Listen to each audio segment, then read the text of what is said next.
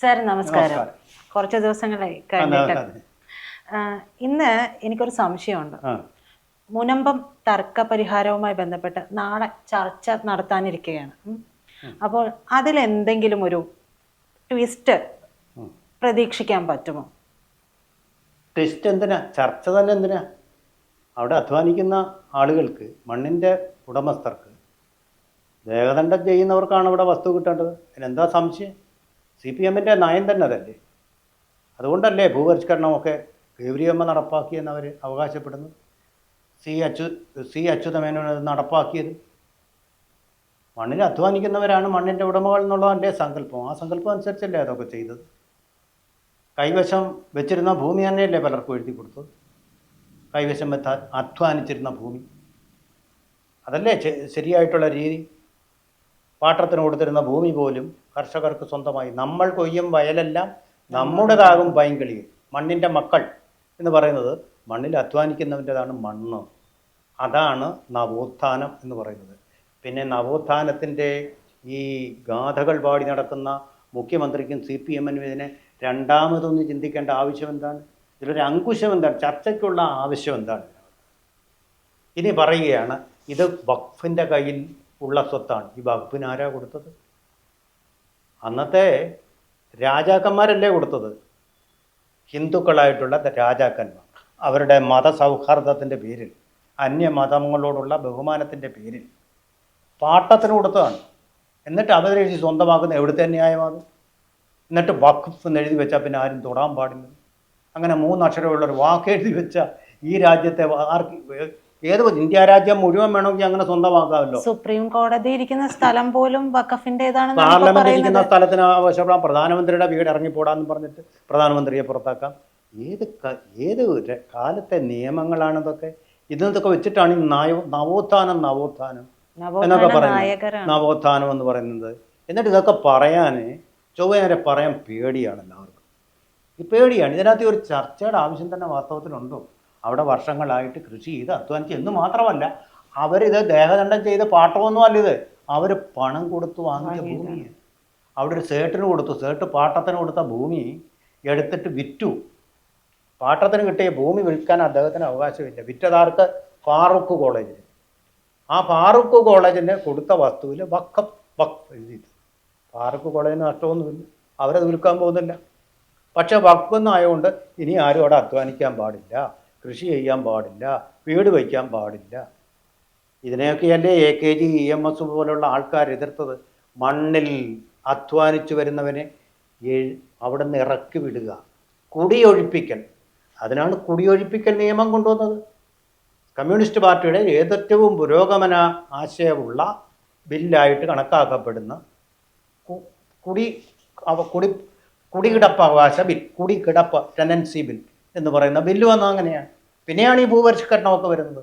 അങ്ങനെ കുടി ഇറക്കി വിടാൻ പാടില്ല. ഇപ്പോൾ എന്താ പറയുന്നത്? ഇവരെ കുടി ഇറക്കി വിടണം, എന്നിട്ട് പകരം ഞങ്ങൾ മലപ്പുറത്തോ അല്ലെങ്കിൽ നിലമ്പൂരിലോ ഒക്കെ വസ്തു കൊടുക്കാമെന്ന്. സ്വന്തം അമ്മയെപ്പോലെ സ്നേഹിച്ച മണ്ണ്, ആ മണ്ണ് വിട്ടു പോകുക എന്ന് പറയുന്നത് നമുക്കെന്തൊരു വിഷമമുള്ള കാര്യമായിരിക്കും.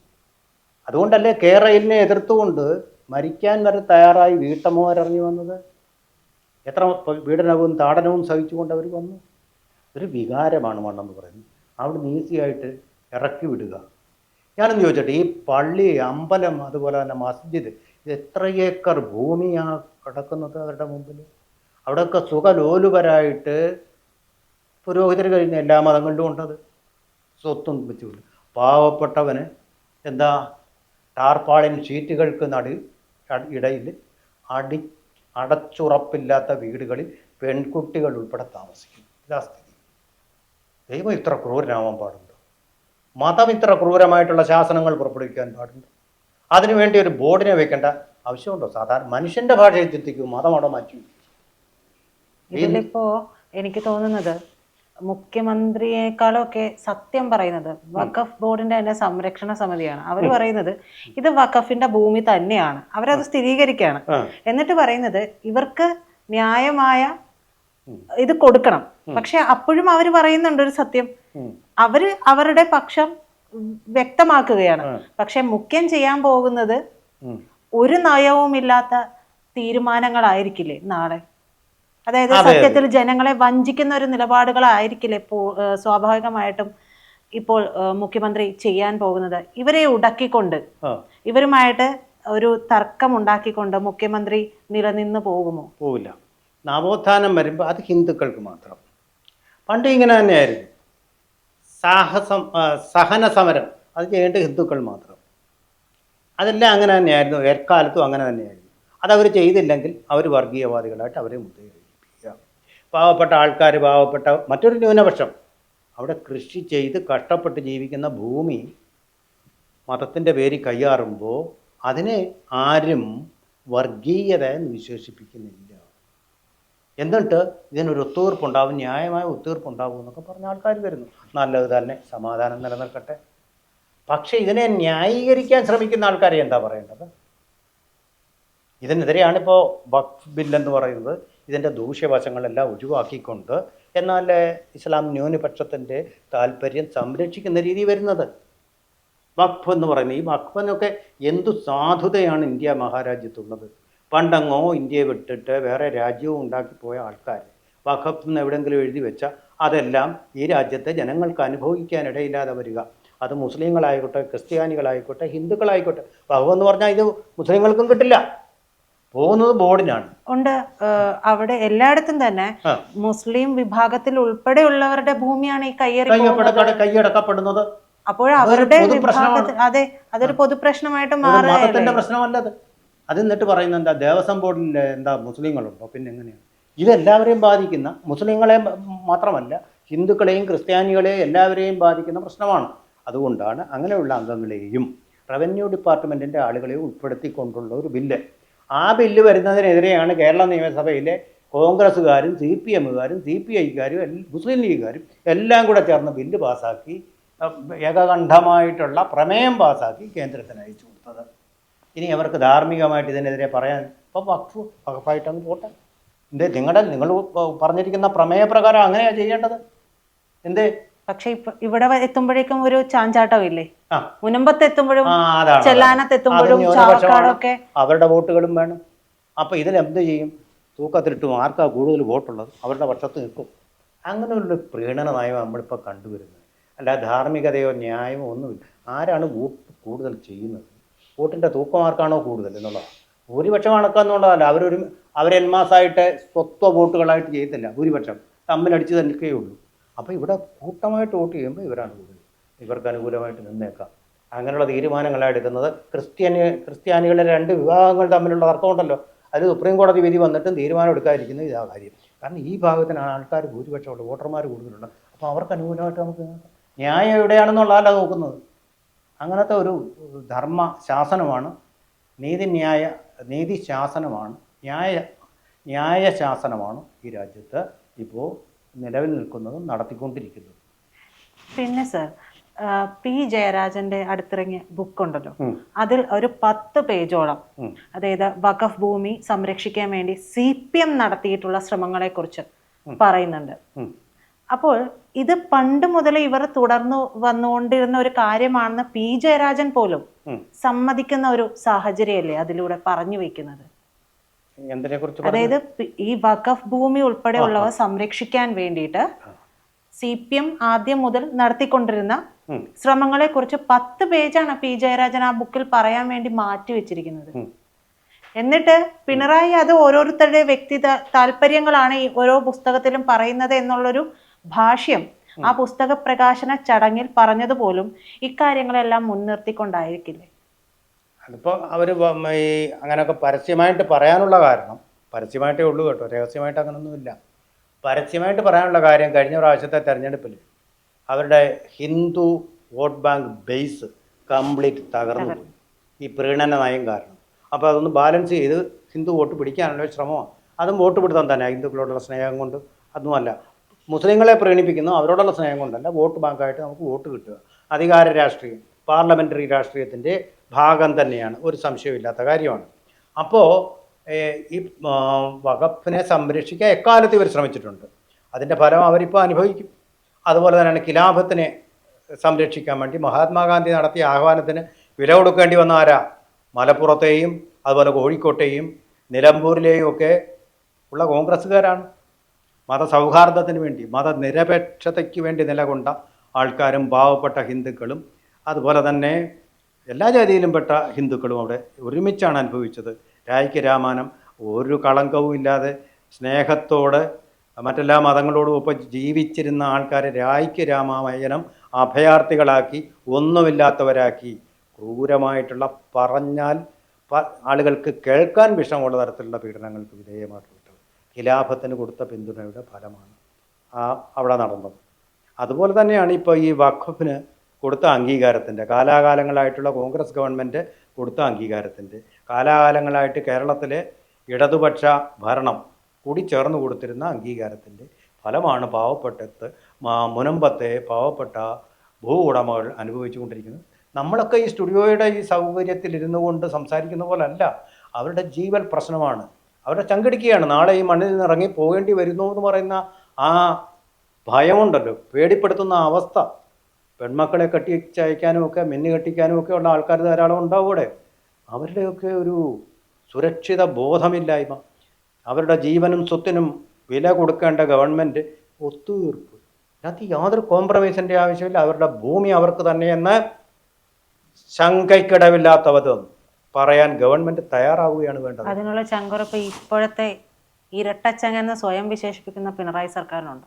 ഇല്ല. അവിടെ വരുമ്പോൾ ഇവരുടെയൊക്കെ ധൈര്യം ചോർന്നു പോവുകയാണ് ചെയ്യുക. ശബരിമലയിൽ കാണിച്ച ആ ധൈര്യമുണ്ടല്ലോ, നവോത്ഥാനം എന്ന് പറഞ്ഞ് പിന്നെ നടത്തിയ ആ കോപ്രായങ്ങളൊക്കെ ഉണ്ടല്ലോ, ഇവിടെ ഒന്നും ഫലിക്കില്ലെന്നറിയാതെ അതങ്ങനെ തന്നെയാണ് എന്നും തുടർന്നു വരുന്നത്. ഇതാണ് അവരുടെ ഈ മതനിരപേക്ഷത അല്ലെങ്കിൽ അവരുടെ മതേതരത്വം എന്ന് പറയുന്നത്. അതങ്ങനെയാണ് അവർ നടപ്പാക്കി കൊണ്ടിരിക്കുന്നത്. എന്ന് വെച്ചാൽ മറ്റവരെ ശത്രുക്കളാക്കണമെന്നല്ല, മുസ്ലിങ്ങളെയും കൂടി പറഞ്ഞവരെ മനസ്സിലാക്കിച്ചുകൊണ്ട് ഇതിൻ്റെ ഭവിഷ്യത്തുകൾ എത്രമാത്രമാണ്. നിങ്ങൾക്ക് 3 അക്ഷരം മാത്രമായിരിക്കാം, പക്ഷേ മറ്റു ന്യൂനപക്ഷങ്ങൾക്ക് അതും 3 അക്ഷരമാണ്. അത് ജീവൻ എന്നുള്ള 3 അക്ഷരമാണ്. ഇവിടെ വഖഫ് എന്നുള്ള 3 അക്ഷരമാണെങ്കിൽ അവിടെ ജീവൻ എന്നുള്ള 3 അക്ഷരങ്ങളാണ്. അത് തമ്മിലുള്ള ഒരു സംഘർഷമാണ് ഇപ്പോൾ നടക്കുന്നത്. ശരി, വഖഫിന്റെ ഭൂമി എന്നുള്ള ഒരു കാര്യം എനിക്ക് തോന്നുന്നു 2008 PFIയുടെ പോപ്പുലർ ഫ്രണ്ടിന്റെ ഇതായിട്ടുള്ള തേജസ് പത്രം ഉണ്ടായിരുന്നു. അവരാണ് അതിനെ പറ്റിയിട്ട് ഇത് വഖഫിൻ്റെതാണ് എന്ന് പറഞ്ഞിട്ട് ഒരു മുഖപ്രസംഗവും എനിക്ക് എഡിറ്റോറിയൽ ലേഖനം എഴുതിയിരുന്നോ എന്നുള്ളത് എനിക്ക് അറിയില്ല. ഒരു പക്ഷെ അതിനകത്ത് അവർ എഴുതിയില്ലെങ്കിലേ സംശയിക്കേണ്ടതുള്ളൂ. അതിനെ പിന്തുണയ്ക്കാനും കൈയടിക്കാനും ധാരാളം ആൾക്കാരുണ്ട്, ബുദ്ധിജീവികൾ തന്നിട്ട് കേരളം. ഈ PFIയുടെ ഒരു നീക്കം ഇതിന് പിന്നിലുണ്ടെന്ന് നമുക്ക് കരുതാൻ പറ്റുമോ? തീർച്ചയായിട്ടും ഉണ്ടല്ലോ. ഒരു അതിന്യൂനപക്ഷമായിട്ടുള്ള ഒരു ആൾക്കാർ ഇസ്ലാമിലുണ്ട്. അവരൊക്കെ ഇങ്ങനെ കുത്തിത്തിരിപ്പുകൾ ഉണ്ടാക്കിക്കൊണ്ടേയിരിക്കുകയും ഈ രാജ്യത്തെ ഭദ്രമായിട്ടുള്ള ക്രമസമാധാന നിലയും സമാധാനകാംക്ഷികളായിട്ടുള്ള ആൾക്കാരുടെ എല്ലാ ജീവിതങ്ങളെയും അതുപോലെ തന്നെ കേരളത്തിൻ്റെ തന്നെ വികസനത്തെയും തകർക്കുന്ന രീതിയിലുള്ള ചിന്തകളും പ്രവർത്തികളും ഒക്കെ ആയിട്ട് തന്നെ പോവുകയാണ്. എവിടെ ഒരു പുരോഗമന പ്രവർത്തനം ഉണ്ടാകുന്നു, വികസന പ്രവർത്തനം ഉണ്ടാകുന്നു, അതിന് തടയിടാൻ വേണ്ടി ഇന്ത്യയുടെ മുന്നോട്ടുള്ള പോക്കിന് തടയാൻ വേണ്ടി ആസൂത്രിതവും ആഗോള പിന്തുണയുള്ളതുമായിട്ടുള്ള ശ്രമങ്ങൾ നടക്കുന്നുണ്ട്. അതിന് വേണ്ടിയിട്ട് ചില സംഘടനകളെ തന്നെ സൃഷ്ടിച്ചിട്ടുണ്ട്. വിദേശത്ത് ഫണ്ട് വരുമായിരുന്നു, ഇപ്പോൾ അത് നേരെ ചൊവ്വേ വരാൻ പറ്റില്ല, കുഴൽപ്പണത്തിലൂടെയൊക്കെ ആയിരിക്കും വരുന്നത്. കാരണം നരേന്ദ്രമോദി സർക്കാർ ഇതിനെല്ലാം അക്കൗണ്ടബിലിറ്റി ഉണ്ടാക്കി അങ്ങനെ വരുന്ന പണം മുഴുവൻ വരുന്ന സോഴ്സുകൾ തന്നെ ഇല്ലാതാക്കിയിട്ടുണ്ട്. അതിൻ്റെ പേര് ഒരുപാട് അപ്രീതിക്കും ഒക്കെ ആംനസ്റ്റി ഇൻ്റർനാഷണലിൻ്റെ വിമർശനത്തിനുമൊക്കെ നരേന്ദ്രമോദി ഇടയായിട്ടുമുണ്ട്. എന്നാലും പണം ഇപ്പോൾ ധാരാളമായിട്ട് വരുന്നുണ്ട്. അവിടെ നല്ല തോതിൽ പണം അവർക്കുണ്ടെന്നുള്ളതിൻ്റെ തെളിവുകളാണ് ഈ അവരുടെ മാധ്യമ സ്ഥാപനങ്ങൾ തന്നെ. സർ, ഈ 2008 തേജസ് ഇത് എഴുതുന്നു. തുടർന്ന് 2009 ജൂൺ 24 വഖഫിന്റെ ഇങ്ങനെ ഒരു സംഭവം അവർ പ്രഖ്യാപിക്കുകയാണ് വഖഫ് ഭൂമി ഉണ്ട് എന്ന്. പിന്നീട് 2 ദിവസം കഴിഞ്ഞിട്ട് നിസാർ കമ്മിറ്റി ഇതിന് അംഗീകാരം നൽകുകയാണ്. വഖഫ് ഭൂമിയൊക്കെ ഇതാക്കാൻ അതുമായി ബന്ധപ്പെട്ടുള്ള കാര്യങ്ങൾ സാറിന് എന്താണ് അത് തോന്നുന്നത്? അത്ര സ്പീഡില് വേറെ എന്തെങ്കിലും ഒരു കാര്യം നമ്മുടെ നാട്ടിൽ എഴുതി വെച്ചതാരാ? ഈ ഭൂമി ഗുജറാത്തുകാരനായ സേഠ്. ആ സേഠിന് എങ്ങനെയാണ് ഈ ഭൂമി കിട്ടിയത്? ദൈവം ദത്തു കൊടുത്തതല്ലല്ലോ. ഈ രാജ്യത്തെ ഒരു രാജാവ് കൊടുത്തതാണ് രാജഭരണ സമ്പ്രദായം നിലവിലിരുന്നപ്പോൾ ആരും ആയിക്കോട്ടത്. അപ്പോൾ ആ രാജാവിൻ്റെ പണമെല്ലാം ആരുടെ സ്വത്താണ്? അദ്ദേഹത്തിൻ്റെ മക്കൾക്ക് പോവുകയില്ല. അതാണ് ഈ രാജാക്കന്മാരുടെ നേരെ ഇന്ദിരാഗാന്ധി കൊണ്ടുവന്ന പ്രിവി പേഴ്സ് അവരുടെ സകലമാന സ്വത്തുക്കളും ഗവൺമെൻറ്റിലേക്ക് ചേർത്തു. ഒരു പ്രക്ഷോഭവും ഉണ്ടായില്ലല്ലോ. ഇതിൽ ഭൂരിപക്ഷം പേരും ഹിന്ദുക്കൾ തന്നെയായിരുന്നു. വളരെ കുറച്ച് പേരെ അഹിന്ദുക്കളായിട്ടുള്ളവരുണ്ട്. ഒരു എതിർപ്പും ഉണ്ടായില്ലല്ലോ. എന്തെങ്കിലും എതിർപ്പുണ്ടായോ? ഒരൊറ്റയടിക്ക് നിർത്തലാക്കി. തിരുവിതാംകൂർ രാജകുടുംബമൊക്കെ അതിനെ സ്വാഗതം ചെയ്തു. പല കൊട്ടാരങ്ങളും അതിനെ സ്വീകരിച്ചു. 2 മാസം 35 രൂപ എങ്ങാണ്ട് പ്രതിഫലം കൊടുത്തുകൊണ്ടാണ് അവരുടെ കോട്ടകൊത്തളങ്ങളും കൊട്ടാരങ്ങളും അവരുടെ കോടിക്കണക്കിന് വില വരുന്ന സ്വത്തുള്ള ഭൂമിയും ഒക്കെ എടുത്തു വാങ്ങിയത് ഗവൺമെൻറ്. അതുപോലെ ഗവൺമെൻറ്റിന് എന്തുകൊണ്ട് കയറ്റി വാങ്ങിക്കൂടാ? എന്നിട്ട് അവർക്ക് പട്ടയം കൊടുക്കാമല്ലോ ഈ ഭൂമിക്ക് വേണ്ടിയിട്ട്. ശരിയായിട്ടുള്ള പട്ടയം കൊടുത്തുകൊണ്ട് ഈ പാവപ്പെട്ട ആൾക്കാർക്ക് ഇത് കൊടുക്കാമല്ലോ. എന്തുകൊണ്ട് അതിന് ധൈര്യം കാണിക്കുന്നില്ല? പേടിയാണ്. എല്ലാ ഗവൺമെൻറ്റുകൾക്കും ചില വിഭാഗങ്ങൾ പേടിയുണ്ട്. അപ്പോൾ അവിടെ തന്നെ ഒരു മതേതരത്വം ഇല്ലായ്മയുടെ സൂചനകളുണ്ട്. ചില മതങ്ങളോട് പേടിയും ചില മതങ്ങളുടെ നേരെ ധാർഷ്ട്യവും പരിഹാസവും. ഇത് തന്നെ ശരിയായിട്ടുള്ള ഒരു നിലയല്ല. അതിനുള്ള തിരിച്ചടിയാണ് കഴിഞ്ഞ തെരഞ്ഞെടുപ്പിൽ CPM കിട്ടിയത്. അതുകൊണ്ട് ഈ കാര്യത്തിൽ ധീരമായ തീരുമാനം എടുക്കണം. EMS പണ്ട് പറഞ്ഞതുപോലെ ശരീഅത്ത് നിയമത്തിനെതിരെ ശബ്ദിച്ചു. അന്ന് ഇടതുപക്ഷ ഗവൺമെൻറ്, പൂർണ്ണമായും ഇടതുപക്ഷം മാത്രമായിട്ടുള്ള ഒരു വർഗീയ ശക്തിയും ഇല്ലാത്ത ഗവൺമെൻറ് ഇവിടെ നിലവിൽ വരുത്താൻ കഴിഞ്ഞു. EMSൻ്റെ ആ വാക്കുകൾക്ക് ശരീഅത്തിനെ എതിർത്തുകൊണ്ട്. നമ്മുടെ കാലഘട്ടത്തിന് നിരക്കാത്തതിനെ അതിനെ പിന്നെ സ്പേഡ് ഈസ് എ സ്പേഡ് എന്നുള്ള പറയാനുള്ള ധൈര്യവും തൻ്റെ ഇടവും എല്ലാ കക്ഷികളും കാണിക്കണം. അല്ലാതെ അവിടെ ചിലരുടെ മുമ്പിൽ ചെന്ന് മുട്ടടിച്ചു നിൽക്കുകയും മറ്റു ചിലരുടെ മുമ്പിൽ പോലീസിനെ കൊണ്ട് തല്ലിക്കുകയും ചെയ്യുക എന്ന് പറയുന്നത് മതനിരപേക്ഷതയല്ല. എന്തായാലും സാറി പറഞ്ഞ മതനിരപേക്ഷത ഇതല്ലാന്ന് ഇനിയെങ്കിലും നമ്മുടെ മുഖ്യമന്ത്രിക്ക് അത് മനസ്സിലായി തുടങ്ങിയിട്ടുണ്ട്. കാരണം ജനങ്ങൾ തിരിച്ചടി കൊടുക്കുമ്പോഴാണ് മനസ്സിലാവുന്നത്. അത് മനസ്സിലാക്കി തുടങ്ങിയിട്ടുണ്ട്. അദ്ദേഹം തിരുത്താൻ തുടങ്ങിയിട്ടുണ്ട്. നല്ല കാര്യം തന്നെ അതിനെപ്പറ്റി പറയാനുള്ളൂ. പക്ഷേ വഖഫിൻ്റെ കാര്യത്തിൽ അദ്ദേഹത്തിൻ്റെ സ്വതസിദ്ധമായിട്ടുള്ള ധൈര്യമുണ്ടല്ലോ, ആ ധൈര്യത്തിൽ ഉറച്ച തീരുമാനം ഉണ്ടാവണം. എന്തായാലും അങ്ങനെ ഒരു തീരുമാനം ഉണ്ടാകട്ടെ എന്ന് നമുക്ക് പാവങ്ങളുടെ രക്ഷയ്ക്ക് വേണ്ടി, നമുക്ക് ഏതെങ്കിലും ഒരു മതത്തിനെ തകർക്കാൻ വേണ്ടിയിട്ടുള്ളതല്ല, ഒരു രാജ്യത്തെ തകർക്കാൻ വേണ്ടിയല്ല. പാവങ്ങളുടെ കണ്ണീർ ഈ മണ്ണിൽ വിടാൻ പാടില്ല. ശരി.